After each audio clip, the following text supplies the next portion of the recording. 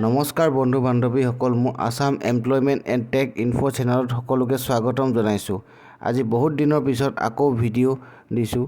অলপ নিজৰ পাৰ্চনেল কামৰ বাবে ভিডিঅ' দিব পৰা নাছিলোঁ, তাৰ কাৰণে মোক বেয়া নাপাব। এতিয়াৰ পৰা সদায় ৰেগুলাৰ ভিডিঅ' পাই থাকিব। বলক আমি এতিয়া দেৰি নকৰি ভিডিঅ'টো আৰম্ভ কৰোঁ। প্ৰথম জবটো হৈছে গুৱাহাটীত এখন ডায়েগনষ্টিক চেণ্টাৰত এক্স-ৰে টেকনিচিয়ান আৰু লেবৰেটৰী টেকনিচিয়ান বিচৰা হৈছে, লগত 2 বছৰ এক্সপিৰিয়েঞ্চ বিচৰা হৈছে। যদি কোনোবা প্ৰাৰ্থী আবেদন কৰিব বিচাৰিছে তেনেহ'লে তলত দিয়া নম্বৰত গৈ যোগাযোগ কৰিব পাৰিব। গুৱাহাটী কেপছ ইণ্টাৰনেশ্যনেল প্ৰাইভেট লিমিটেডত ছেলছ এক্সিকিউটিভ বিচৰা হৈছে। যদি কোনোবা প্ৰাৰ্থী আবেদন কৰিব বিচাৰিছে তেনেহ'লে তলত দিয়া নম্বৰত গৈ যোগাযোগ কৰিব পাৰিব। তাৰ কাৰণে আপোনাক হাই ছেকেণ্ডেৰী বা মেট্ৰিক পাছ হ'লে হ'ব।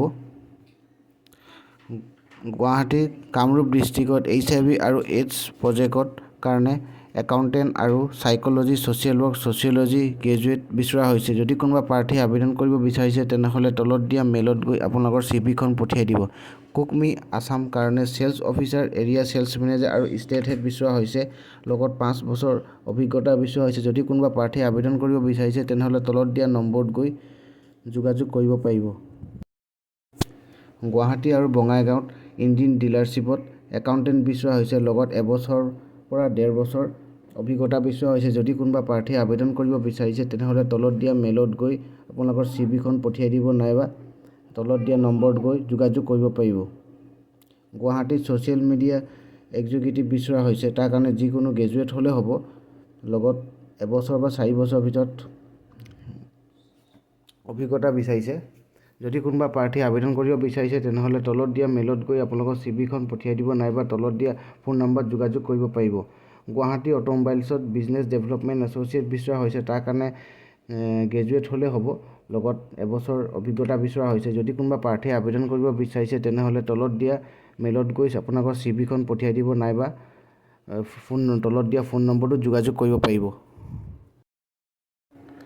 গুৱাহাটীত PVR ইনক্স লিমিটেডৰ হাউচকিপিং বিচৰা হৈছে, তাৰ কাৰণে ডিগ্ৰী আৰু ডিপ্ল'মা বিচৰা হৈছে হস্পিটেল মেনেজমেণ্টত, লগত 2 বছৰ বা 3 বছৰ অভিজ্ঞতা লাগিব। বাকী এক্সপিৰিয়েঞ্চখিনি তলত লিখি দিয়া হৈছে, চাই ল'ব। যদি কোনোবা প্ৰাৰ্থী আবেদন কৰিব বিচাৰিছে তেনেহ'লে তলত দিয়া মেইলত গৈ আপোনালোকৰ CV খন পঠিয়াই দিব। গুৱাহাটী এডমিন এক্সিকিউটিভ বিচৰা হৈছে, তাৰ কাৰণে যিকোনো গ্ৰেজুৱেট হ'লে হ'ব। যদি কোনোবা প্ৰাৰ্থী আবেদন কৰিব বিচাৰিছে তেনেহ'লে তলত দিয়া মেইলত গৈ আপোনালোকৰ CV খন পঠিয়াই দিব, নাইবা তলত দিয়া ফোন নম্বৰ গৈ যোগাযোগ কৰিব পাৰিব। গোৱালপাৰা ইথানল প্লাণ্টত ITI ফিটাৰ বিচৰা হৈছে। যদি কোনোবা প্ৰাৰ্থী আবেদন কৰিব বিচাৰিছে তেনেহ'লে তলত দিয়া মেইলত গৈ আপোনালোকৰ CV খন পঠিয়াই দিব।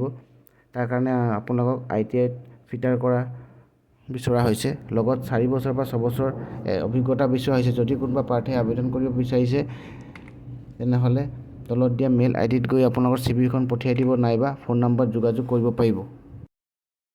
গুৱাহাটীত ফাইনেন্স এক্সিকিউটিভ বিচৰা হৈছে, তাৰ কাৰণে আপুনি ফাইনেন্সত বেচেলৰ বা মাষ্টাৰ ডিগ্ৰী কৰা হ'ব লাগিব, লগত 1 বছৰ বা 2 বছৰ অভিজ্ঞতা বিচৰা হৈছে। যদি কোনোবা প্ৰাৰ্থী আবেদন কৰিব বিচাৰিছে তেনেহ'লে তলত দিয়া মেইলত গৈ আপোনালোকৰ CV খন পঠিয়াই দিব, নাইবা তলত দিয়া ফোন নম্বৰত গৈ যোগাযোগ কৰিব পাৰিব। ডিব্ৰুগড় ৰাধাকৃষ্ণ স্কুলত ৱাৰ্ডেন আৰু ছায়েন্স ক'ৰ্ডিনেটৰ বিচৰা হৈছে। ৱাৰ্ডেনৰ কাৰণে গ্ৰেজুৱেট হ'ব লাগিব, ছায়েন্স ক'ৰ্ডিনেটৰৰ কাৰণে BTech, BSc বা MSc হ'ব লাগিব, আৰু দুয়োটাতে 1 বছৰ বা 2 বছৰ অভিজ্ঞতা বিচৰা হৈছে। যদি কোনোবা প্ৰাৰ্থী আবেদন কৰিব বিচাৰিছে তেনেহ'লে তলত দিয়া মেইলত গৈ আপোনালোকৰ CV খন পঠিয়াই দিব 3 মাৰ্চৰ আগত। তিহুত ITI ইলেক্ট্ৰিকেল, ITI ৱেল্ডাৰ আৰু ITI ফিচাৰ বিচৰা হৈছে। ITI ইলেক্ট্ৰিকেলৰ কাৰণে 2 বছৰ অভিজ্ঞতা বিচৰা হৈছে, ITI ৱেল্ডাৰৰ কাৰণে 3 বছৰ অভিজ্ঞতা বিচৰা হৈছে, আৰু ITI ফিটাৰৰ কাৰণে 2 বছৰ অভিজ্ঞতা বিচৰা হৈছে। যদি কোনোবা প্ৰাৰ্থী আবেদন কৰিব বিচাৰিছে তেনেহ'লে তলত দিয়া মেইলত গৈ আপোনালোকৰ CV খন পঠিয়াই দিব। ধন্যবাদ।